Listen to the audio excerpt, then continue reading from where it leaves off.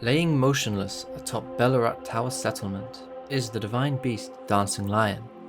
Although quite beast-like in its appearance, upon peering under its garments we can see that, in reality, it's nothing more than two puppeteers directing the movements of the beast from the inside. This acts to create the illusion of a dancing lion and a mere representation of a divine beast. These two puppeteers, who are referred to by Imperium Grandum as the tower's sculpted keepers, are of the Horn Scent, as are all of those who resided within Belurat. They are a race of people who bear horns, as their name implies, and they live within the realm of shadow, primarily within Belurat. Originally, the divine beast was used to perform the ritual of the lion dance during the Tower Festival, which took place within the settlement. However, when Messmer's army assailed upon the tower during the Crusade, the lion dance was turned to martial ends, being used to combat those who plagued the tower. The item description for the Remembrance of the Dancing Lion reads, "When the Impaler's army assailed the tower, the ritual of the lion dance was turned towards martial ends, its divinity, its fury, its light-footed beauty." And whilst it seemed to fare well against Messmer's soldiers, the divine beast Dancing Lion proved no match for Messmer himself, who is shown to have impaled 3 of them in the Shadow of the Erdtree story trailer. And it should be known that the one who sits atop Belurat is one of many dancing lions, as another can be found within a tower in the southeast region of the ancient ruins, and they both act to symbolize what is left of the Hornston effort in the fight against Messmer. And in a final act of duty, the Belurat dancing lion, upon command from Imperium Grandum, is instructed to dance and cavort, cleanse all that thou wilt, cruelty, woe, and those that plague the tower, cleanse away the strumpet's vile progeny. And that's exactly what the dancing lion does, until it falls at the hands of the Tarnished. Upon reaching the end of Castle Ensis, the Tarnished finds Rellana, the Twin Moon Knight. She is the youngest sister of Rennala, the Queen of the Full Moon, who first encounters the Tarnished deep within Raya Lucaria and is said to have gifted her sister her lustrous black hair. Rellana was taught the sorcerous arts by none other than Count Emir himself, the High Priest who resides within the Cathedral of Manus Meta. The item description for the High Priestess hat reads, "Though Count Emir instructed Rellana in the sorcerous arts, he abandoned his allegiance to the moon. It was merely the closest of the celestial bodies, and nothing more." Rellana and her older sister encountered the twin moon in her childhood, incarnate, overlapping moons which strike the ground one after the other, violently shaking the earth with moonlight. And as a sign of fidelity towards the Erdtree, Rellana was soon to become a very skilled fighter in ritual combat. However, whether it was out of following in Count Emir's path or out of love, Rellana abandoned her birthright and chose to stand at the side of the Impaler, Messmer. One interpretation is that she fell into a one-sided relationship with Messmer, whose love from Rellana was unrequited. However, this did not stop her from brandishing a fiery sword in unison with her glintstone blade as a clear symbol of devotion to Messmer, and it wasn't long until Rellana took up the alias of the Sword of Messmer. The item description of the Remembrance of the Twin Moon Knight reads, "Once a Carian princess, Rellana disavowed her birthright and chose to stand at Messmer's side instead, knowing full well that not even the brilliance of the moon could grant him succor. Before long, she became known as the Sword of Messmer." And it's not until defeating Rellana that the Tarnished is granted a clear path towards the Shadow Keep, where the story of our next legend begins. Locked away in the dark chamber atop Shadow Keep, the Tarnished comes face to face with Messmer, the Impaler. Messmer was a child of Marika, the Eternal. His father is believed to be Radahn due to his fiery red hair that is present in all the children of Radahn. And, like all the children born of Marika's and Radagon's duality, Messmer was born with a curse, his being the Dark Serpent, which he himself refers to as the Abyssal Serpent. In an attempt to subdue the serpent's influence on him, Marika plucked out Messmer's right eye, replacing it with a seal. In a time long before the War of the Shattering, Marika tasked Messmer with purging the Hornscent race whom resided within Belurat, for they did not bear the light of grace, and perhaps in an attempt for revenge, after what the Hornsent did to the Shamans, a race which Marika herself was part of before becoming an Empyrean. And so, Messmer led a crusade by fire with his army. Amongst those was Black Knight Commander Andreas, who fought with loyalty alongside Messmer until abandoning him entirely upon learning of his serpentine nature. The item description of his ashes reads, "Though he remained a devout follower of Messmer after his flight from the Erdtree, he would rebel after learning of his liege's serpentine nature. His righteous stand was rewarded with imprisonment in an underground tomb." Despite losing all contact with his mother, Marika, and being all but abandoned in the realm of shadow, Messmer continued to enforce the purge throughout the lands. Evidence of this can be seen by the still wandering furnace golems, which are placed all throughout the DLC. When the Tarnished finally encounters Messmer, he is surprised, but still chooses to attack the Tarnished in an effort to continue his purge. However, during the fight with Messmer, he is unable to best the Tarnished in combat, and in a last-ditch attempt, he rips out the seal from his eye, unleashing the Abyssal Serpent. It's not until Messmer's final moments where he finally comes to accept that his mother had truly abandoned him, and with his dying breath, he proclaims, "Mother, Marika, a curse upon thee."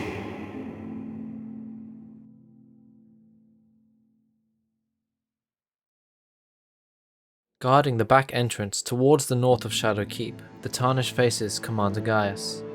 Gaius was a highly skilled warrior who rides atop a wild armoured boar and directs Messmer's soldiers in battle. At an earlier time, before both the shattering and the events of Shadow of the Erdtree, Gaius was a friend to Messmer, the Impaler. The reason behind their friendship is believed to be due to their shared afflicted nature, for Gaius himself was also cursed by his heritage, that being albinoric, and as such he would eventually lose the ability to use his legs. The description of Gaius's greaves states, "Black iron greaves made for Commander Gaius, a cruel joke for he could not wear them. Riding atop the boar he called his other half, Gaius was in fact a warrior of albinoric extraction." Both Messmer and Gaius were mentors of General Radahn, and the three of them grew very close to one another, to the extent that they saw each other as brothers. However, Gaius and Radahn were also rivals in certain aspects, the primary reason being they learned and studied under the same Alabaster Lord, which is where they both learned their arts of gravity magic. Having said that, however, the rivalry was most likely friendly in nature, as having mentioned prior, Gaius was like a brother to both Radahn and Messmer. The item description of Gaius's Remembrance states, "Both were as elder brothers to the lion, and both were cursed from birth. In spite of, or perhaps because of this very reason, Gaius was both Messmer's friend and the leader of his men." This close friendship is likely why Gaius is found at the back of Shadow Keep, as such a task would have been given to someone who Messmer had trusted, and that someone was the wild boar rider, Commander Gaius. Situated at the very foot of the Scadutree lies its guardian protector, the Scadutree Avatar. In terms of its appearance, it lies in stark contrast with the Erdtree Avatar, which exhibits a much more humanoid appearance, whereas the Scadutree Avatar appears to be a large, thorn-bearing sunflower with a putrid, almost wilted outer layer. Very little is known about the origin of it, but it's speculated to have come into existence around the same time as the Erdtree, and by extension the Scadutree, which exists as the shadow of the Erdtree. The item description of the Remembrance of the Shadow Sunflower states, "The Scadutree is the shadow of the Erdtree, born of dark notions that bear no sense of order, that twist and bend its stalk, rendering it brittle." This idea of the Scadutree being brittle works in tandem with what can be seen with the Scadutree Avatar, as such a quality is also reflected in how it appears. At some point in time, the Avatar came into possession of Miquella's Great Rune, which can be obtained by the Tarnished upon its defeat.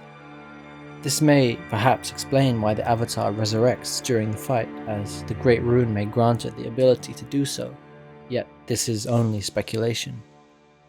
The explanation as to how it ended up in the hands of the Scadutree is unknown, yet it is Miquella himself who discarded his Great Rune. So whether Miquella gave the rune to the Avatar willingly, or Whether it fell into its possession through a series of events is a mystery yet to be solved. Toward the southern shore of the Realm of Shadow lies the gorgeous Cerulean coast, but beyond this lies something much more sinister.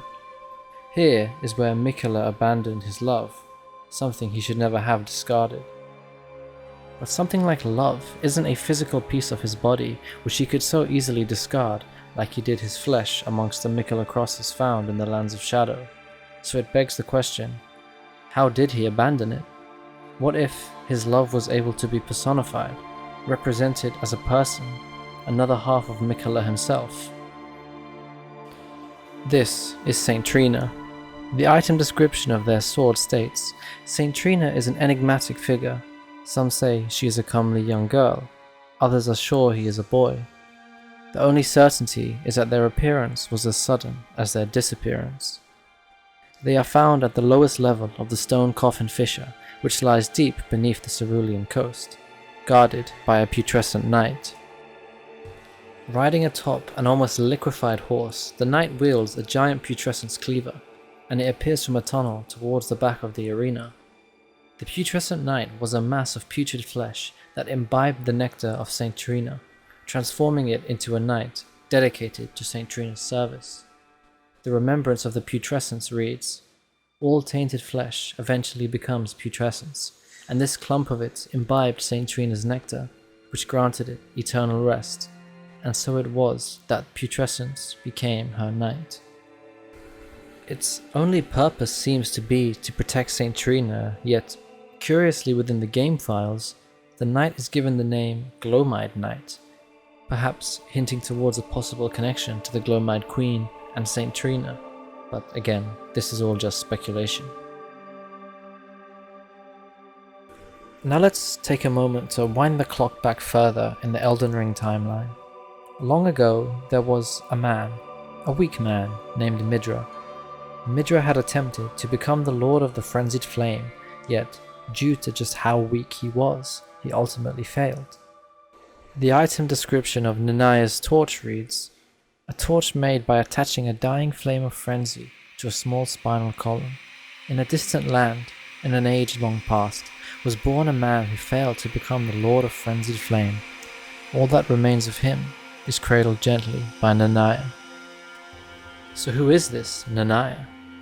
Many have theorized that she is a beloved woman of Midra, as she can be seen next to him in paintings inside of Midra's manse. But whoever she was, one thing is certain.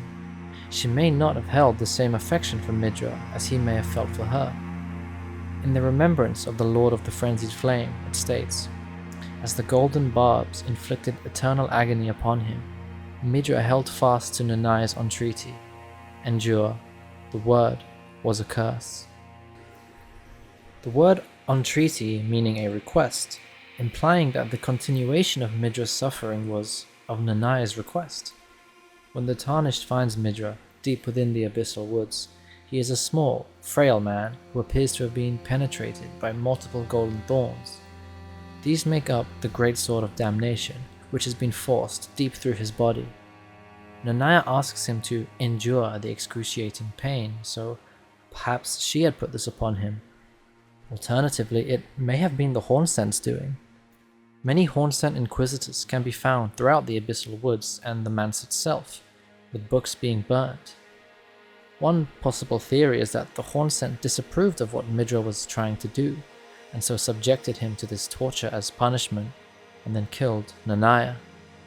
This would also help explain why Nanaya's torch is a spine, possibly her spine, which a dying flame clung to, even in her death. Eventually, Midra decides he has endured enough pain and rips the sword out from himself, allowing the Frenzied Flame to finally accept him as a vessel, that is, until he's bested by the Tarnished. During Messmer's violent crusade by fire, the Hornsent weren't the only ones who suffered. Another of these victims was Romina, the Saint of the Bud. However, she did not always hold this title, it seems. It wasn't until Messmer had burnt down her church that Romina discovered a twisted divine element, which she herself weaved into the Scarlet Rot. The Remembrance of the Saint of the Bud reads, "After the church was burnt to the ground, Romina discovered a twisted divine element which she weaved into the baleful scarlet rot. Perhaps then the buds might find somewhere to gain purchase once more, within the scorched remains." So, what is this divine element? It could be that this element is some kind of essence from the outer god of rot, that Romina herself was able to almost transform into the scarlet rot. In fact, rot in Elden Ring can take many forms. For example, the Poison Mist incantation is classed as a Servants of Rot incantation. This implies that poison itself is part of this thing called rot, meaning that the idea itself may just be some kind of precursor from the outer god of rot themselves, and it was Romina herself who ultimately created what we know as the Scarlet Rot. And so, what about this bud? I think it's fair to assume that this bud is the divine element that's in question. The item description of the pole blade of the bud reads, "Once, in the crumbling burning church, Romina held the bud in speechless silence. That bud would become her blade." This bud seems to have manifested itself as Romina's pole blade, and as each attack from it builds up scarlet rot, this supports the idea that Romina had taken this divine element and weaved it into what we now know as scarlet rot. And something else just worth noting is that the chants heard in Romina's official soundtrack are very reminiscent of the chants heard in Malenia's second phase. This also happens to be the time she's referred to as the Goddess of Rot. The wings that Malenia gets are also better explained now in the DLC, as the item description for the Rotten Butterfly's incantation, which is gained from Romina's remembrance, states, "The scarlet butterflies are as the Goddess of Rot's wings. Bereft of a master, they were soothed by Romina, who reached out to them." So I guess Malenia has Romina to thank for her gorgeous scarlet rot butterfly wings. Continuing with our theme of the outer gods, Metyr is a very interesting character. She was the daughter of the Greater Will, who descended into the Land of Shadow from the cosmos to carry out what she believed to be the Greater Will's wishes. She was actually the first star to fall into the Lands Between, even before the Elden Beast. Metyr was also the mother of the Two Fingers, which can be seen in the Round Table Hold. The remembrance of the Mother of Fingers reads, "The mother of all Two Fingers and Finger Creepers was in turn a magnificently gleaming daughter of the Greater Will, and the first shooting star to fall upon the Lands Between."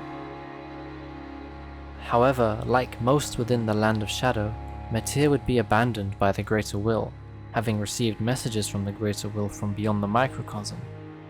The item description for the Staff of the Great Beyond reads, "A staff fashioned from the tail fingers of Metyr, the Mother of Fingers, and the microcosm raised aloft over the crux they form. Catalyst for casting both sorceries and incantations, the Mother received signs from the Greater Will, from beyond the microcosm. Despite being broken and abandoned, she kept waiting for another message to come." It is also suggested that Metyr herself also abandoned her children, as Count Emir describes them as unripe children when talking to him in the Cathedral of Manus Meta. "It is their mother who is damaged and unhinged. The fingers are but unripe children, victims in their own right. We all need a mother, do we not? A new mother, a true mother who will not give birth to further malady."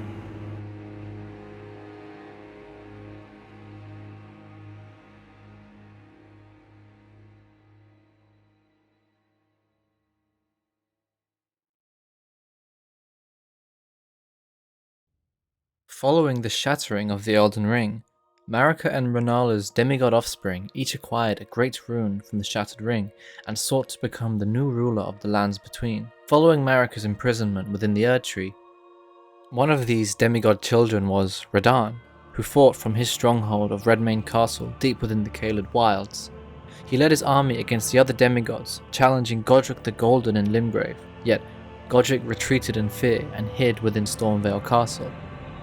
Eventually, only Radahn and his half-sister Malenia, the Blade of Miquella, were left standing, and after a battle deep within the Aeonian swamp of Caelid, Malenia unleashed her Scarlet Bloom, afflicting Radahn with scarlet rot and causing her to fall into a coma. Upon doing so, she whispered in Radahn's ear, "Miquella awaits thee, O Promised Consort." We know that Malenia said this as the item description for the young lion's helm reads, "The golden helm worn by Radahn in his younger years." Proudly displaying his heroic red hair, it is fitting attire for a lion. When Malenia, Blade of Miquella, let the rot flower blossom in Aeonia, Radahn heard a murmur in his ear, "Miquella awaits thee, O Promised Consort." So what do these words even mean? Well, Miquella always desired for Radahn to be his consort when he would ascend into godhood, even making a vow with Radahn, promising Miquella that he would be his consort. The Remembrance of a God and a Lord reads, "In their childhood, Miquella saw in Radahn a lord, his strength and his kindness that stood in stark contrast with their afflicted selves, and so Miquella made his heartfelt wish that Radahn would one day be his king consort." But in his rot-afflicted state, Radahn had fallen into a state of madness, rendering him unable to uphold his part of the vow, causing Miquella to have to resort to other means of getting Radahn to be his consort. He had tasked his twin sister Malenia to kill Radahn in the Battle of Aeonia so that his soul may be taken to the Land of Shadow, where Miquella could then use the Gate of Divinity to resurrect Radahn and ascend into godhood. However, seeing as Malenia had failed to slay Radahn, it was left to the hands of the Tarnished, who slays Radahn alongside many other warriors during the Radahn festival that takes place within the main story. Yet, even with his soul, Miquella still needed a vessel for Radahn's soul to reside in so that he could truly be resurrected as his consort. He achieved this by using the corpse of Mohg, the Lord of Blood, another one of Marika's demigod offspring, slain also by the Tarnished. And so, placing Radahn's soul into Mohg's corpse, the Tarnished encounters the newly resurrected Radahn at the Gate of Divinity at the top of Enir Ilim. Radahn stands guard as Miquella completes his ascension into godhood and battles the Tarnished once more. During the ensuing battle, Miquella steps out of the Gate of Divinity and embraces Radahn as his promised consort and fights the Tarnished with Radahn. Yet both Miquella and Radahn are unsuccessful in besting the Tarnished in combat, resulting in their defeat and thus preventing Miquella's Age of Compassion.